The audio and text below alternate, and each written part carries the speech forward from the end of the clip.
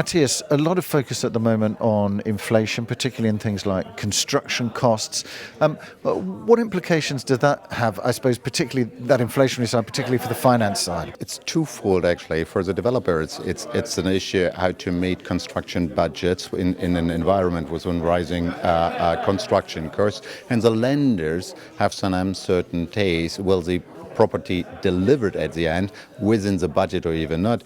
And it's rather a question of how to meet cost overruns, if there are any. So it's about the credit worthiness of the borrower, its sponsor, and the technique how to hedge construction costs. So it's not simply a risk transfer from the developer to the general contractor, because that would be too easy. But even if that happens, the question is, how is the general contractor hedged against rising construction costs?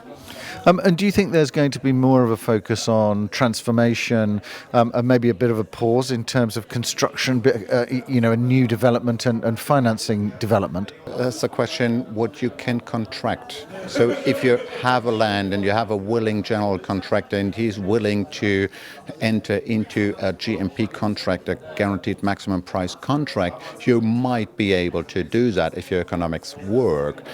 So uncertainty itself is not a showstopper to construction activities in total. It's a question how to meet uncertainties and how to hedge them. Matthias, there's obviously at the moment in the market a big focus on uncertainty and risk, both from the equity and the debt side. I suppose, how do you see that balance of risk between the borrowers and the lenders? Well, from my observation, what we have seen in the recent years was twofold. So one thing is that bankers did what they always did. They can accompany construction financing, and they have the infrastructure for doing that. So account keeping and revolving facilities, credit facilities, VAT facilities, etc. So that is very much the same. So when it comes to the debt quantum, so subordinated lenders stepped in, and development of, say, the last year and even the year before was that the mezzanine tranches got bigger and that the leverage shrinked a bit.